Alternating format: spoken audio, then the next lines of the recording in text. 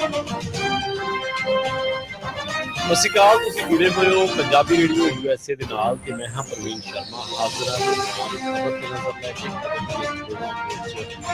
ਅੱਗੇ ਵਧਣ ਤੋਂ ਪਹਿਲਾਂ ਧੰਨਵਾਦ ਸਾਡੇ ਸਪਾਂਸਰ ਦਾ ਜਿਹੜੇ ਜ਼ਰੀਆ ਚਾਹੁੰਦਾ ਖਾਸ ਇੰਸ਼ੋਰੈਂਸ ਸੇਵਾ ਜਾਣੇ ਜਾਂਦੇ ਨੇ ਤੋਂ ਸਹਿਯੋਗ ਦਾ ਦੂਜਾ ਨਾਮ ਹੈ ਕਿਸੇ ਵੀ ਤਰ੍ਹਾਂ ਦੀ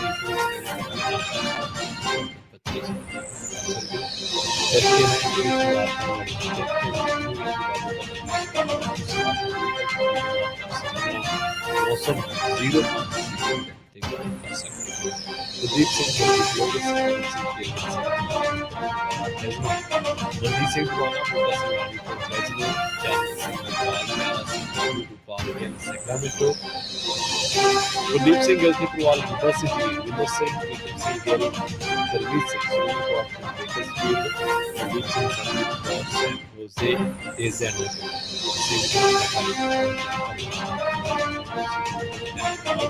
आप सब कुछ गुजरात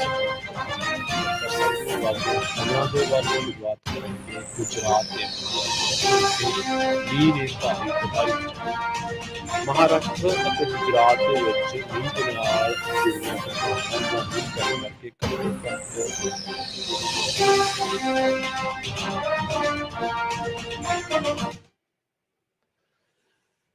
ਆਪਾਂ ਗੱਲ ਕਰ ਰਹੇ ਸੀ ਮਹਾਰਾਸ਼ਟਰ ਤੇ ਗੁਜਰਾਤ ਦੀ।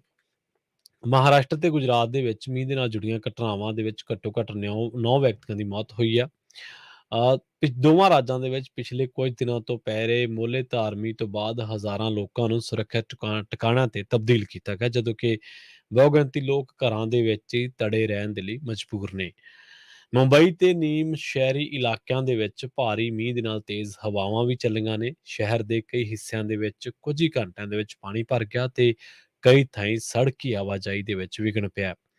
ਰਾਜਸਥਾਨ ਦੇ ਪੱਛਮੀ ਹਿੱਸੇ ਦੇ ਵਿੱਚ ਵੀ ਇੱਕਾ ਦੁੱਕਾ ਥਾਵਾਂ ਤੇ ਮੋਹਲੇਧਾਰ ਮੀਂਹ ਪਿਆ, ਜਦੋਂ ਕਿ ਰਾਜ ਦੇ ਹੋਰਨਾਂ ਹਿੱਸਿਆਂ ਦੇ ਵਿੱਚ ਹਲਕੇ ਤੋਂ ਦਰਮਿਆਨਾ ਮੀਂਹ ਪਿਆ। ਮਾਊਂਟ ਆਬੂ ਅਤੇ ਪ੍ਰਤਾਪਗੜ੍ਹ ਦੇ ਵਿੱਚ ਵੱਧ ਤੋਂ ਵੱਧ 8 ਸੈਂਟੀਮੀਟਰ ਮੀਂਹ ਪਿਆ। ਗੁਜਰਾਤ ਦੇ ਵੀ ਕਈ ਹਿੱਸਿਆਂ ਦੇ ਵਿੱਚ ਭਾਰੀ ਮੀਂਹ ਪਿਆ। ਪਿਛਲੇ 24 ਘੰਟਿਆਂ ਦੇ ਦਰਮਿਆਨ ਇੱਥੇ ਮੀਂਹ ਦੇ ਕਰਕੇ 6 ਵਿਅਕਤੀਆਂ ਦੀ ਮੌਤ ਹੋਈ ਹੈ। 1 ਜੂਨ ਤੋਂ ਲੈ ਕੇ ਹੁਣ ਤੱਕ ਇੱਥੇ 69 ਮੌਤਾਂ ਹੋ ਚੁੱਕੀਆਂ ਨੇ। ਸੂਬੇ ਆਫਤ ਪ੍ਰਬੰਧਨ ਰਜਿੰਦਰ ਦਿਵੇਦੀ ਨੇ ਕਿਹਾ ਕਿ ਹੁਣ ਤੱਕ 27,000 ਤੋਂ ਵੱਧ ਲੋਕਾਂ ਨੂੰ ਹੜ੍ਹ ਮਾਰੇ ਇਲਾਕਿਆਂ ਦੇ ਵਿੱਚੋਂ ਕੱਢ ਕੇ ਸੁਰੱਖਿਅਤ ਟਿਕਾਣਿਆਂ ਤੇ ਪਹੁੰਚਾਇਆ ਗਿਆ। ਮੌਸਮ ਵਿਭਾਗ ਨੇ ਵਲਸਾੜ, ਨਵਸਾਰੀ, ਸੂਰਤ, ਤਾਪੀ, ਡਾਂਗ, ਨਰਮਦਾ, ਛੋਟਾ ਉਦੇਪੁਰ ਜ਼ਿਲ੍ਹਿਆਂ ਦੇ ਵਿੱਚ ਕੱਛ, ਰਾਜਕੋਟ ਤੇ ਹੋਰ ਕਈ ਇਲਾਕਿਆਂ ਦੇ ਵਿੱਚ ਰੈੱਡ ਅਲਰਟ ਜਾਰੀ ਕੀਤਾ। ਮਹਾਰਾਸ਼ਟਰ ਦੇ ਵਿੱਚ ਵੀ ਤੇ ਪਿਛਲੇ 3 ਘੰਟਿਆਂ ਦੇ ਵਿੱਚ 4 ਬੰਦਿਆਂ ਦੀ ਮੌਤ ਹੋਣ ਬਾਰੇ ਪਤਾ ਲੱਗਿਆ ਮੀਂਹ ਦੇ ਕਰਕੇ, ਤੇ 95 ਤੋਂ ਵੱਧ ਲੋਕਾਂ ਨੂੰ ਸੁਰੱਖਿਅਤ ਥਾਵਾਂ ਤੇ ਲਿਜਾਇਆ ਗਿਆ। ਗੱਲ ਕਰਦੇ ਹਾਂ ਸਪਾਈਸ ਜੈਟ ਦੀ। ਤਕਨੀਕੀ ਨੁਕਸਾਂ ਦੇ ਨਾਲ ਅੱਜ ਕੱਲ੍ਹ ਜਿਹੜੀ ਸਪਾਈਸ ਜੈਟ ਆ ਉਹ ਬੜੀ 2-4 ਹੋ ਰਹੀ ਹੈ। ਬੜੀ ਉਹਨਾਂ ਨੂੰ ਇੱਕ ਤਰੀਕੇ ਨਾਲ ਦਿੱਕਤਾਂ ਦਾ ਸਾਹਮਣਾ ਕਰਨਾ ਪੈ ਰਿਹਾ। ਜੇਕਰ ਲੰਘੇ 24 ਦਿਨਾਂ ਦੀ ਗੱਲ ਕਰੀਏ ਤਾਂ ਤਕਨੀਕੀ ਖਰਾਬੀ ਦੀ ਇਹ 9ਵੀਂ ਘਟਨਾ ਸਪਾਈਸ ਜੈਟ ਦੇ ਵਿੱਚ।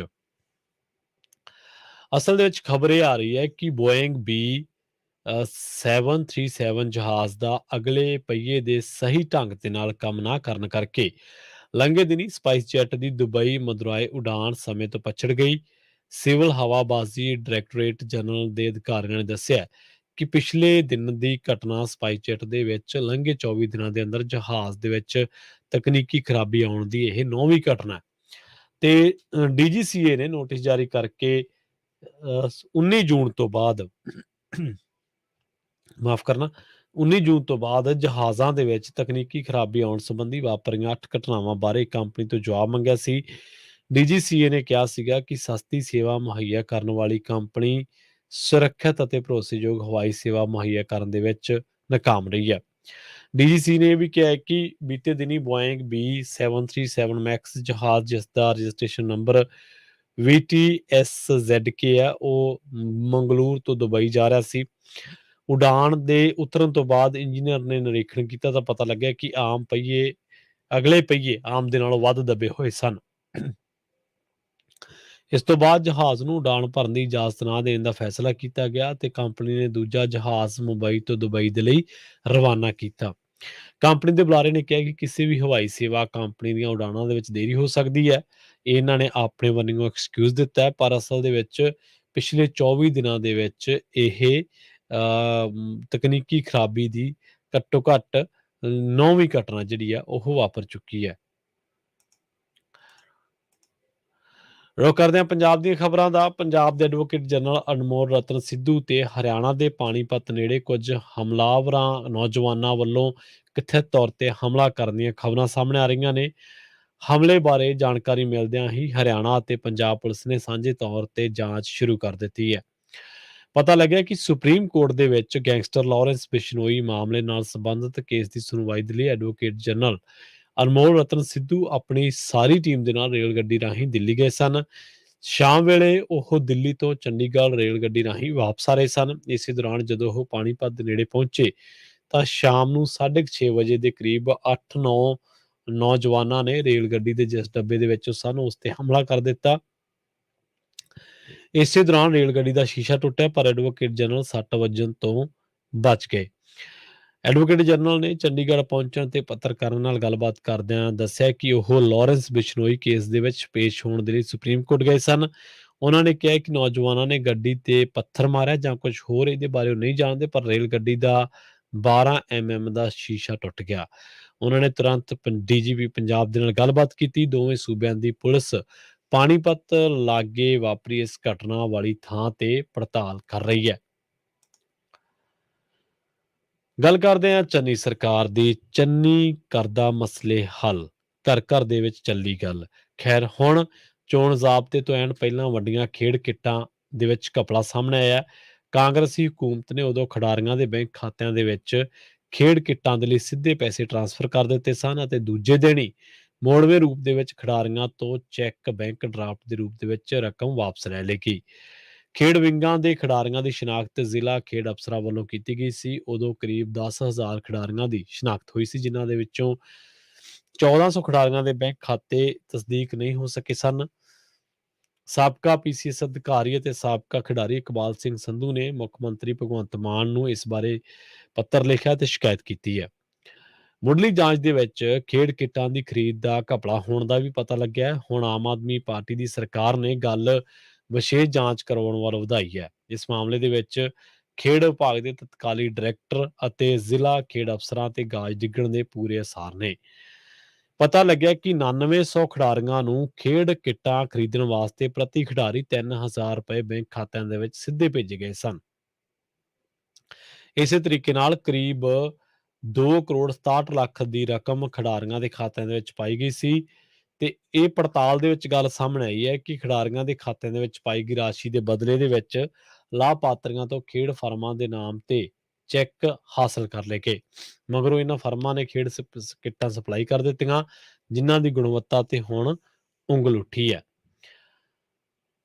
ਹੁਣ ਸਵਾਲ ਉੱਠਿਆ ਕਿ ਜਦੋਂ ਖੇਡ ਵਿਭਾਗ ਨੇ ਬੈਂਕ ਖਾਤਿਆਂ ਦੇ ਵਿੱਚ ਸਿੱਧਾ ਲਾਭ ਸਕੀਮ ਦੇ ਤਹਿਤ ਰਾਸ਼ੀ ਪਾ ਦਿੱਤੀ ਤਾਂ ਉਸ ਮਗਰੋਂ ਕਿਹੜੇ ਬੰਦੇ ਦੇ ਕਹਿਣ ਤੇ ਖਿਡਾਰੀਆਂ ਤੋਂ ਮੋੜਵੇਂ ਰੂਪ ਦੇ ਵਿੱਚ ਚੈੱਕ ਫਰਮਾਂ ਦੇ ਨਾਮ ਤੇ ਲੈ ਕੇ। ਖੇਡ ਵਿਭਾਗ ਦੇ ਡਾਇਰੈਕਟਰ ਨੇ 27 ਜੂਨ 2022 ਨੂੰ ਸਮੂਹ ਜ਼ਿਲ੍ਹਾ ਖੇਡ ਅਫਸਰਾਂ ਨੂੰ ਪੱਤਰ ਭੇਜ ਕੇ ਪੁੱਛਿਆ ਕਿ ਖਿਡਾਰੀਆਂ ਤੋਂ 3-3000 ਰੁਪਏ ਦੀ ਰਾਸ਼ੀ ਦੇ ਚੈੱਕ ਕਿਸ ਆਧਾਰ ਤੇ ਫਰਮਾਂ ਦੇ ਨਾਮ ਉੱਤੇ ਵਾਪਸ ਲਏ ਗਏ। 1 ਜੁਲਾਈ ਤੱਕ ਖੇਡ ਅਫਸਰਾਂ ਤੋਂ ਜਵਾਬ ਮੰਗੇ ਗਏ ਸਨ। ਜ਼ਿਲ੍ਹਾ ਖੇਡ ਅਫਸਰਾਂ ਨੇ ਗੋਲ-ਮੋਲ ਜਵਾਬ ਦਿੱਤੇ ਹੈ ਤੇ ਆਖ ਦਿੱਤਾ ਕਿ ਜ਼ੁਬਾਨੀ ਹੁਕਮ ਪ੍ਰਾਪਤ ਹੋਣ ਤੋਂ ਬਾਅਦ ਅਜਿਹਾ ਕੀਤਾ ਗਿਆ ਸੀ। ਮੌਜੂਦਾ ਸਰਕਾਰ ਇਹ ਜਾਣਨ ਦੀ ਉਤਸੁਕ ਸੀਗੀ ਕਿ ਕਿਹੜੇ ਸਿਆਸੀ ਹਸਤੀ ਜਾਂ ਅਧਿਕਾਰੀ ਦੇ ਹੁਕਮਾਂ ਤੇ ਇਹ ਸਭ ਗੋਲਮਾਲ ਹੋਇਆ।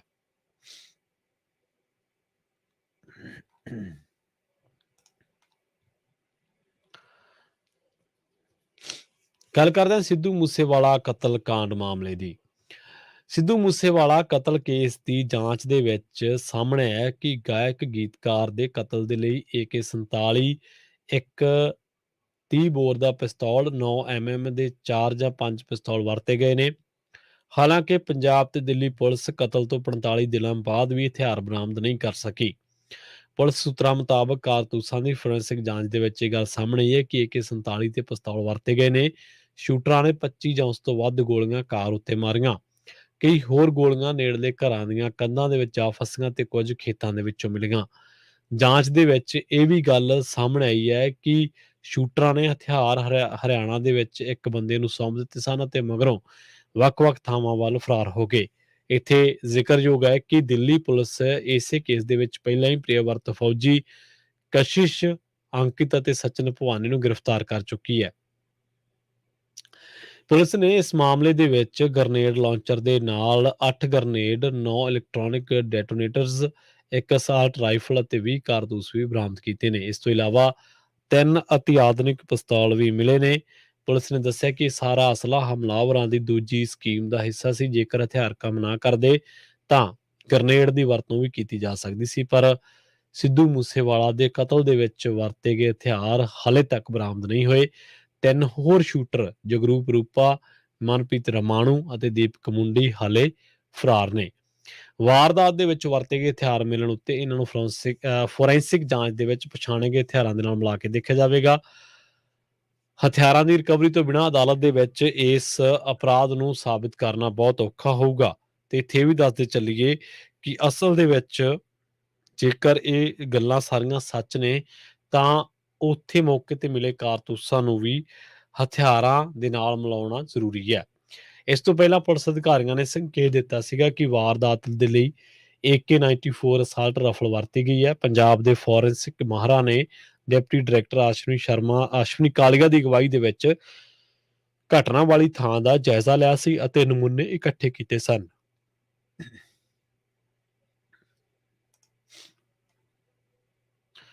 ਰੁਕ ਕਰਦੇ ਹਾਂ ਲੁਧਿਆਣਾ ਦਾ, ਗੱਲ ਕਰਾਂਗੇ ਸਿਮਰਜੀਤ ਸਿੰਘ ਬੈਂਸ ਦੇ ਮਾਮਲੇ ਦੀ। ਜਬਰ ਜਨਾਹ ਦੇ ਮਾਮਲੇ ਦੇ ਵਿੱਚ 3 ਰੋਜ਼ਾ ਰਿਮਾਂਡ ਤੇ ਚੱਲ ਰਹੇ ਲੋਕ ਇਨਸਾਫ ਪਾਰਟੀ ਦੇ ਪ੍ਰਧਾਨ ਅਤੇ ਸਾਬਕਾ ਵਿਧਾਇਕ ਸਿਮਰਜੀਤ ਸਿੰਘ ਬੈਂਸ ਦੇ ਰਿਮਾਂਡ ਦਾ ਪਹਿਲਾ ਦਿਨ ਸੀ। ਪਤਾ ਲੱਗਿਆ ਕਿ ਸਿਮਰਜੀਤ ਸਿੰਘ ਬੈਂਸ ਪੁੱਛ ਪੜਤਾਲ ਦੇ ਦੌਰਾਨ ਸਿਮਰਜੀਤ ਬੈਂਸ ਪੁਲਿਸ ਨੂੰ ਸਹਿਯੋਗ ਨਹੀਂ ਕਰ ਰਿਹਾ। ਸੂਤਰ ਦੱਸਦੇ ਨੇ, ਸੂਤਰਾਂ ਦੇ ਮੁਤਾਬਕ ਪੁਲਿਸ ਨੇ ਸਾਬਕਾ ਵਿਧਾਇਕ ਤੋਂ ਜਿੰਨੇ ਵੀ ਸਵਾਲ ਪੁੱਛੇ, ਉਹਨਾਂ ਨੇ ਕਿਸੇ ਦਾ ਵੀ ਸਵਾਲ ਦਾ ਸਿੱਧਾ ਜਵਾਬ ਨਹੀਂ ਦਿੱਤਾ। ਪੁਲਿਸ ਵੱਲੋਂ 5 ਮੁਲਜ਼ਮਾਂ ਨੂੰ ਸਾਹਮਣੇ ਬਿਠਾ ਕੇ ਪੁੱਛ ਪੜਤਾਲ ਕੀਤੀ ਗਈ, ਪਰ ਕੋਈ ਸਬੂਤ ਨਹੀਂ ਮਿਲਿਆ। ਉਧਰ ਪੁਲਿਸ ਅਧਿਕਾਰੀਆਂ ਨੇ ਮੁਲਜ਼ਮ ਬੈਂਸ ਵੱਲੋਂ ਦਿੱਤੇ ਗਏ ਜਵਾਬ ਬਾਰੇ ਹਾਲੇ ਤੱਕ ਕੁਝ ਸਪਸ਼ਟ ਨਹੀਂ ਕੀਤਾ। ਇਹ ਵੀ ਦੱਸਿਆ ਜਾ ਰਿਹਾ ਕਿ ਪੁਲਿਸ ਨੇ ਸਿਮਰਜੀਤ ਸਿੰਘ ਬੈਂਸ ਤੋਂ ਮੋਬਾਈਲ ਬਾਰੇ ਪੁੱਛਿਆ ਤਾਂ ਉਹਨਾਂ ਦੱਸਿਆ ਕਿ ਜੋ ਫੋਨ ਪਹਿਲਾਂ ਸੀ ਉਹੀ ਹੁਣ ਹੈ, ਜੋ ਡਾਟਾ ਸੀ ਉਸੇ ਵਿੱਚ ਹੀ ਹੈ। ਇਸ ਤੋਂ ਇਲਾਵਾ CCTV ਕੈਮਰੇ ਦੇ DVR ਬਾਰੇ ਵੀ ਉਹਨਾਂ ਨੇ ਇਹੀ ਆਖਿਆ। ਜਾਣਕਾਰੀ ਦੇ ਮੁਤਾਬਕ ਪੁਲਿਸ ਬੈਂਸ ਤੋਂ ਪਤਾ ਲਾ ਰਹੀ ਹੈ ਕਿ ਉਹ ਭਗੌੜਾ ਹੋਣ ਵੇਲੇ ਕਿੱਥੇ ਤੇ ਕਿਸ ਦੇ ਸਹਿਯੋਗ ਦੇ ਨਾਲ ਲੁਕਿਆ ਹੋਇਆ ਸੀ। ਇਸ ਤੋਂ ਇਲਾਵਾ ਪੁਲਿਸ ਮੁਲਜ਼ਮ ਬੈਂਸ ਦੇ ਫੋਨ ਬਾਰੇ ਵੀ ਪਤਾ ਲਾਉਣ ਦੇ ਵਿੱਚ ਜੁਟੀ ਹੋਈ ਹੈ। ਸਾਬਕਾ ਵਿਧਾਇਕ ਸਿਮਰਜੀਤ ਸਿੰਘ ਬੈਂਸ ਦੀਆਂ ਮੁਸ਼ਕਲਾਂ ਲਗਾਤਾਰ ਵਧ ਰਹੀਆਂ ਨੇ। ਸਰਕਾਰੀ ਡਿਊਟੀ ਦੇ ਵਿੱਚ ਵਿਘਨ ਪਾਉਣ ਸਣੇ ਹੋਰ ਧਾਰਾਵਾਂ ਦੇ ਤਹਿਤ ਸਾਲ 2018 ਦੇ ਵਿੱਚ ਸਰਾਭਾ ਨਗਰ ਦੇ ਵਿੱਚ ਦਰਜ ਹੋਏ ਇੱਕ ਹੋਰ ਮਾਮਲੇ ਦੇ ਵਿੱਚ ਵਿਧਾਇਕ ਬੈਂਸ ਨੂੰ ਅਦਾਲਤ ਨੇ ਭਗੌੜਾ ਐਲਾਨ ਦਿੱਤਾ। ਅਦਾਲਤ ਨੇ ਬੈਂਸ ਨੂੰ ਪੇਸ਼ ਨਾ ਹੋਣ ਤੇ ਭਗੌੜਾ ਐਲਾਨਿਆ। ਇਸ ਸੰਬੰਧੀ ਥਾਣਾ ਸਰਾਭਾ ਨਗਰ ਦੇ ਵਿੱਚ ਸਾਬਕਾ ਵਿਧਾਇਕ ਦੇ ਖਿਲਾਫ ਕੇਸ ਦਰਜ ਕੀਤਾ ਗਿਆ। ਪੰਜਾਬ ਦੇ ਸਾਬਕਾ ਜੰਗਲਾਤ ਮੰਤਰੀ ਸੰਗਤ ਸਿੰਘ ਗਿੱਲ ਜੀਆਂ ਦੀਆਂ ਮੁਸ਼ਕਲਾਂ ਦਿਨੋਂ ਦਿਨ ਵਧਦੀਆਂ ਜਾ ਰਹੀਆਂ ਨੇ। ਮੋਹਾਲੀ ਦੀ ਅਦਾਲਤ ਨੇ ਉਸ ਦੀ ਅਗਾਊਂ ਜ਼ਮਾਨਤ ਅਰਜ਼ੀ ਰੱਦ ਕਰ ਦਿੱਤੀ ਹੈ। ਕੁਝ ਦਿਨ ਪਹਿਲਾਂ ਸਾਬਕਾ ਮੰਤਰੀ ਸਾਧੂ ਸਿੰਘ ਧਰਮਸੋਤ ਦੇ ਖਿਲਾਫ ਵਿਜੀਲੈਂਸ ਥਾਣਾ ਮੋਹਾਲੀ ਦੇ ਵਿੱਚ ਭ੍ਰਿਸ਼ਟਾਚਾਰ ਰੋਕੂ ਐਕਟ ਦੇ ਤਹਿਤ ਕੇਸ ਦਰਜ ਕੀਤਾ ਗਿਆ ਸੀ। ਇਸੇ ਕੇਸ ਦੇ ਵਿੱਚ ਸਾਬਕਾ ਮੁੱਖ ਮੰਤਰੀ ਚਰਨਜੀਤ ਸਿੰਘ ਚੰਨੀ ਦੀ ਵਜ਼ਾਰਤ ਸਮੇਂ ਜੰਗਲਾਤ ਵਿਭਾਗ ਦੇ ਕੈਬਨਿਟ ਮੰਤਰੀ ਰਹੇ ਸੰਗਤ ਸਿੰਘ ਗਿੱਲ ਜੀਆਂ ਸਣੇ ਉਸ ਦੇ PA ਕੁਲਵਿੰਦਰ ਸਿੰਘ ਸ਼ੇਰਗਿੱਲ, ਵਣ ਮੰਡਲ ਅਫਸਰ ਅਮਿਤ ਚੌਹਾਨ, TFO ਗੁਰਮਨ ਸਿੰਘ ਬੈਂਸ, ਵਣ ਗਾਰਡ ਦਿਲਪ੍ਰੀਤ ਸਿੰਘ ਅਤੇ ਸਚਿਨ ਕੁਮਾਰ ਅਤੇ ਹੋਰ ਕਈ ਕਮਲਜੀਤ ਸਿੰਘ ਖੰਨਾ ਨੂੰ ਵੀ ਨਾਮਜ਼ਦ ਕੀਤਾ ਗਿਆ ਸੀ। ਪਿਛਲੇ ਦਿਨੀ ਗਿੱਲ ਜੀਆਂ ਨੇ ਵਿਜੀਲੈਂਸ ਦੀ ਕਾਰਵਾਈ ਨੂੰ ਸਿਆਸੀ ਬਦਲਾਖੋਰੀ ਦੱਸਦਿਆਂ ਇਸ ਦੇ ਖਿਲਾਫ ਦਰਜ FIR ਨੂੰ ਮੁੱਢੋਂ ਰੱਦ ਕਰਨ ਦੇ ਲਈ ਪੰਜਾਬ ਅਤੇ ਹਰਿਆਣਾ ਹਾਈ ਕੋਰਟ ਦਾ ਬੂਹਾ ਖੜਕਾਇਆ ਸੀ। ਉੱਚ ਅਦਾਲਤ ਨੇ ਗਿੱਲ ਜੀਆਂ ਨੂੰ ਪਹਿਲਾਂ ਹੇਠਲੀ ਅਦਾਲਤ ਦੇ ਵਿੱਚ ਅਗਾਊਂ ਜ਼ਮਾਨਤ ਦੀ ਅਰਜ਼ੀ ਦਾਇਰ ਕਰਨ ਦੇ ਲਈ ਕਿਹਾ ਸੀ। ਗਿੱਲ ਜੀਆਂ ਨੇ ਮੋਹਾਲੀ ਦੇ ਅਦਾਲਤ ਦੇ ਵਿੱਚ ਅਗਾਊਂ ਜ਼ਮਾਨਤ ਦੀ ਅਰਜ਼ੀ ਦਾਇਰ ਕੀਤੀ ਸੀ। ਸੁਣਵਾਈ ਦੇ ਦੌਰਾਨ ਅਦਾਲਤ ਨੇ ਸਾਬਕਾ ਮੰਤਰੀ ਦੀ ਜਿਹੜੀ ਇਹ ਅਰਜ਼ੀ ਹੈ ਉਸ ਨੂੰ ਰੱਦ ਕਰ ਦਿੱਤਾ ਹੈ। ਗਿੱਲ ਜੀਆਂ ਉੱਤੇ ਦੋਸ਼ ਕੀ ਲੱਗਿਆ? ਗਿਲਜੀਆਂ ਤੇ ਧਰਮਸੋਤ ਉੱਤੇ ਜੰਗਲਾਤ ਵਿਭਾਗ ਦੇ ਵਿੱਚ ਠੇਕੇਦਾਰਾਂ ਤੋਂ ਪੈਸੇ ਲੈ ਕੇ ਖੈਰ ਦੇ ਦਰਖਤਾਂ ਦੀ ਕਟਾਈ ਦਾ ਠੇਕਾ ਦੇਣ ਅਤੇ ਜੰਗਲਾਤ ਅਫਸਰਾਂ ਨੂੰ ਉਹਨਾਂ ਦੇ ਮਨਪਸੰਦ ਸਟੇਸ਼ਨਾਂ ਤੇ ਤੈਨਾਤ ਕਰਨ ਦੇ ਲਈ ਵੱਢੀ ਲੈਣ ਦਾ ਦੋਸ਼ ਲੱਗਿਆ।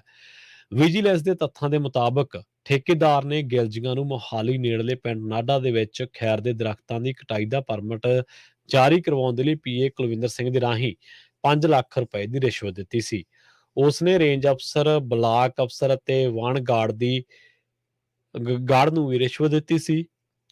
ਗਿਲਜੀਆਂ ਨੇ ਆਪਣੇ ਕਾਰਜਕਾਲ ਦੇ ਦੌਰਾਨ ਠੇਕੇਦਾਰ ਹਰਮਹਿੰਦਰ ਦੀ ਪੰਜਾਬ ਦੇ ਡੀਐਫਓਜ਼ ਨਾਲ ਮੀਟਿੰਗ ਕਰਵਾਈ ਅਤੇ ਹਦਾਇਤ ਕੀਤੀ ਕਿ ਪੌਦਿਆਂ ਦੀ ਸੁਰੱਖਿਆ ਦੇ ਲਈ ਟ੍ਰੀ ਗਾਰਡਾਂ ਦੀ ਖਰੀਦ ਸਿਰਫ ਸਚਿਨ ਕੁਮਾਰ ਤੋਂ ਹੀ ਕੀਤੀ ਜਾਣੀ ਚਾਹੀਦੀ ਹੈ। ਉਸ ਸਮੇਂ ਕੁੱਲ 80,000 ਟੀ ਗਾਰਡ ਖਰੀਦੇ ਗਏ ਸਨ ਅਤੇ ਗਿਲਜੀਆਂ ਨੇ ਬਹੁਤ ਸਾਰਾ ਪੈਸਾ, ਤਕਰੀਬਨ 64 ਲੱਖ ਦੇ ਕਰੀਬ ਜਿਹੜਾ ਪੈਸਾ ਵਾ ਉਹ ਰਿਸ਼ਵਤ ਵਜੋਂ ਇਕੱਠਾ ਕੀਤਾ। 6 ਕਰੋੜ ਤੱਕ ਦੇ ਵੀ ਜਿਹੜੇ ਆ ਇਲਜ਼ਾਮ ਉਹ ਲੱਗੇ ਨੇ। ਪੰਜਾਬ ਦੇ ਵਿੱਚ ਜਿਹੜੇ ਭ੍ਰਿਸ਼ਟਾਚਾਰੀ ਅਫਸਰ ਆ ਉਹਨਾਂ ਦੀ ਸ਼ਾਮਤ ਆ ਸਕਦੀ ਹੈ। ਵਿਜੀਲੈਂਸ ਬਿਊਰੋ ਭ੍ਰਿਸ਼ਟਾਚਾਰ ਦੇ 132 ਮਾਮਲਿਆਂ ਦੀ ਜਾਂਚ ਕਰ ਰਹੀ ਹੈ ਤੇ ਹੁਣ ਜਿਹੜੇ ਆਈਐਸ ਅਫਸਰ ਨੇ, ਦਾਗੀ ਅਫਸਰਾਂ ਸਮੇਤ ਇਹਨਾਂ ਤੇ ਕਾਰਵਾਈ ਦੀ ਤਿਆਰੀ ਕੀਤੀ ਜਾ ਰਹੀ ਹੈ। ਵਿਜੀਲੈਂਸ ਨੇ ਸਾਰੇ ਵਿਭਾਗਾਂ ਦੇ ਪ੍ਰਮੁੱਖ ਜਿਹੜੇ ਮੁੱਖ ਨੇ, ਐਚਓਡੀਜ਼, ਉਹਨਾਂ ਨੂੰ ਪੱਤਰ ਲਿਖਿਆ ਤੇ ਕਿਹਾ ਹੈ ਕਿ ਉਹ ਦਾਗੀ ਅਫਸਰਾਂ ਦੇ ਖਿਲਾਫ ਕਾਰਵਾਈ ਨੂੰ ਤੁਰੰਤ ਮਨਜ਼ੂਰੀ ਦੇਣ। ਬਿਊਰੋ ਦੇ ਚੀਫ ਨੇ ਰਾਜ ਦੇ ਜਿਹੜੇ ਸੂਬੇ ਦੇ ਮੁੱਖ ਸਕੱਤਰ ਨੇ ਉਹਨਾਂ ਨੂੰ ਵੀ ਇਹਦੇ ਤੋਂ ਜਾਣੂ ਕਰਵਾ ਦਿੱਤਾ ਹੈ। ਇਸ ਤੋਂ ਬਾਅਦ ਉਹਨਾਂ ਨੇ ਕਿਹਾ ਹੈ ਕਿ ਤੁਸੀਂ ਹੁਣ ਵਿਭਾਗਾਂ ਨੂੰ ਜਾਂ ਮਹਿਕਮਿਆਂ ਨੂੰ ਕਹੋ ਕਿ ਪਰਮਿਸ਼ਨ ਦੇਣ। 60 ਮਾਮਲਿਆਂ ਦੇ ਵਿੱਚ ਮੁਕੱਦਮਾ ਚਲਾਉਣ ਦੀ ਮਨਜ਼ੂਰੀ ਨਹੀਂ ਮਿਲੀ ਹੈ। ਬਿਊਰੋ ਦੇ ਜਿਹੜੇ ਜਾਂਚ ਅਧਿਕਾਰੀ ਉਹਨਾਂ ਦਾ ਕਹਿਣਾ ਹੈ ਕਿ ਵਿਜੀਲੈਂਸ ਨੇ ਮੁੱਢਲੀ ਜਾਂਚ ਤੋਂ ਬਾਅਦ ਕੁਝ ਵਿਭਾਗਾਂ ਦੇ ਵੱਡੇ ਅਫਸਰਾਂ ਦੀ ਜਿਹੜੀ ਭੂਮਿਕਾ ਸੀ ਉਹਨਾਂ ਨੂੰ ਸ਼ੱਕੀ ਪਾਇਆ ਗਿਆ। ਹੁਣ ਵਿਭਾਗਾਂ ਦੇ ਮੌਜੂਦਾ ਜਿਹੜੇ ਵੀ ਹੈਡ ਨੇ ਉਹ ਪਰਮਿਸ਼ਨ ਨਹੀਂ ਦੇ ਰਹੇ ਤੇ ਇਸ ਕਰਕੇ ਭ੍ਰਿਸ਼ਟਾਚਾਰ ਹੈ ਜਿਹੜਾ ਉਹਨੂੰ ਬਲ ਮਿਲ ਰਿਹਾ। ਕਈ ਮਾਮਲੇ ਤਾਂ 5 ਸਾਲਾਂ ਤੋਂ ਲਟਕੇ ਹੋਏ ਨੇ, ਕੁਝ ਅਫਸਰ ਰਿਟਾਇਰ ਵੀ ਹੋ ਚੁੱਕੇ ਨੇ। ਵਿਜੀਲੈਂਸ ਵਿਭਾਗਾਂ ਦੇ ਜਿਹੜੀ ਵੰਡ ਕਰਦੇ ਨੇ ਉਹਨਾਂ ਨੂੰ ਪਹਿਲੇ ਪੱਤਰ ਲਿਖ ਚੁੱਕੇ ਨੇ। ਪਰਮਿਸ਼ਨ ਦੇਣਾ ਤਾਂ ਦੂਰ, ਹੁਣ ਤੱਕ ਵਿਜੀਲੈਂਸ ਦੇ ਚਿੱਠੀ ਪੱਤਰ ਦਾ ਜਵਾਬ ਤੱਕ ਨਹੀਂ ਦਿੱਤਾ ਗਿਆ। ਹੁਣ ਇਹ ਸੂਤਰ ਜਿਹੜੇ ਉਹ ਦੱਸਦੇ ਆ ਕਿ ਭ੍ਰਿਸ਼ਟਾਚਾਰ ਦੇ ਮਾਮਲਿਆਂ ਦੇ ਵਿੱਚ ਵਿਜੀਲੈਂਸ ਦੀ ਜਾਂਚ ਦੇ ਦਾਇਰੇ ਦੇ ਵਿੱਚ ਕਈ ਆਈਐਸ ਅਫਸਰ ਆਏ ਨੇ ਤੇ ਉਹਨਾਂ ਦੇ ਖਿਲਾਫ ਬਕਾਇਦਾ ਸਬੂਤ ਨੇ। ਇਹਨਾਂ ਦੇ ਆਧਾਰ ਤੇ ਉਹਨਾਂ ਦੇ ਖਿਲਾਫ ਕਾਰਵਾਈ ਕੀਤੀ ਜਾਊਗੀ।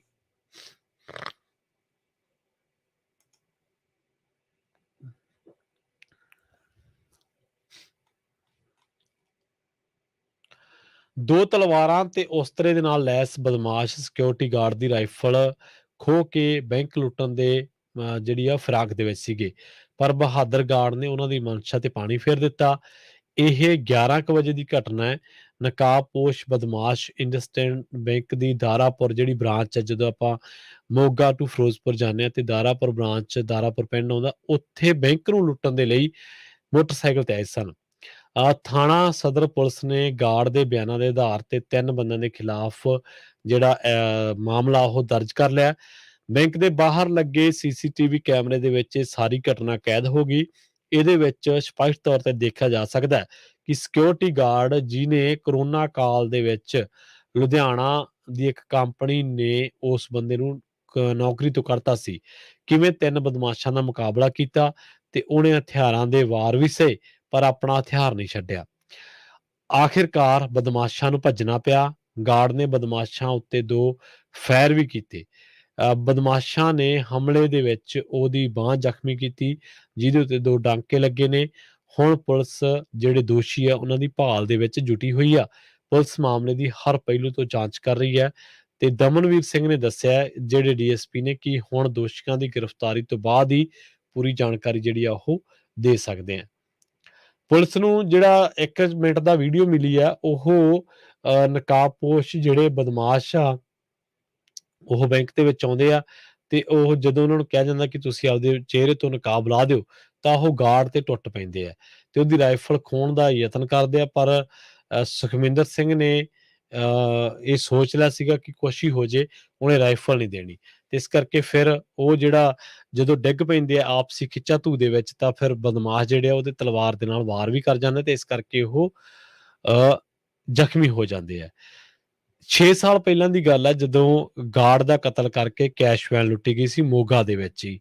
23 ਮਈ 2016 ਨੂੰ ਸਿਕਿਉਰਿਟੀ ਗਾਰਡ ਹਰਿੰਦਰ ਸਿੰਘ ਦੀ ਗੋਲੀ ਮਾਰ ਕੇ ਹੱਤਿਆ ਕਰ ਦਿੱਤੀ ਗਈ ਸੀ ਤੇ ਕੈਸ਼ ਵੈਨ ਤੋਂ 60 ਲੱਖ ਰੁਪਏ ਲੁੱਟ ਲਏ ਸਨ।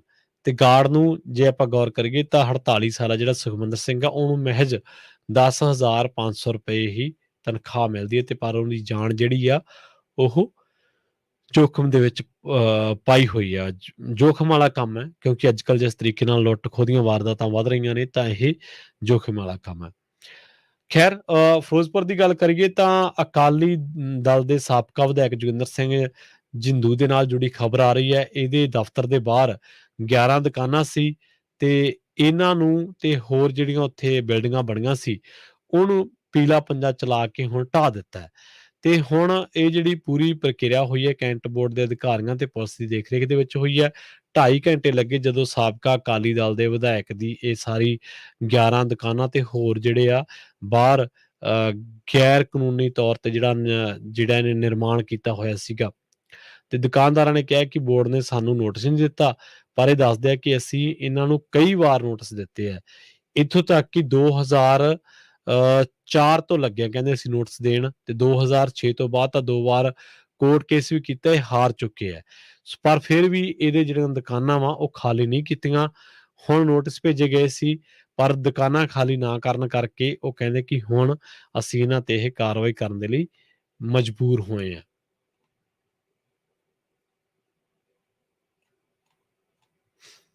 ਸੋ ਇਸ ਦੇ ਨਾਲ ਹੀ ਪੰਜਾਬੀ ਖਬਰਾਂ ਦੇ ਇਸ ਬੁਲੇਟਿਨ ਦੇ ਵਿੱਚ ਇੰਨਾ ਹੀ। ਮੈਨੂੰ ਪ੍ਰਵੀਨ ਸ਼ਰਮਾ ਨੂੰ ਇੱਥੇ ਦਿਓ ਇਜਾਜ਼ਤ। ਪੰਜਾਬੀ ਰੇਡੀਓ USA ਨੂੰ ਆਪਣਾ ਪਿਆਰ ਇਸ ਤਰ੍ਹਾਂ ਦਿੰਦੇ ਰਹੋ। ਤੁਹਾਡਾ ਸਾਰਿਆਂ ਦਾ ਬਹੁਤ ਬਹੁਤ ਧੰਨਵਾਦ। ਸਤਿ ਸ਼੍ਰੀ ਅਕਾਲ।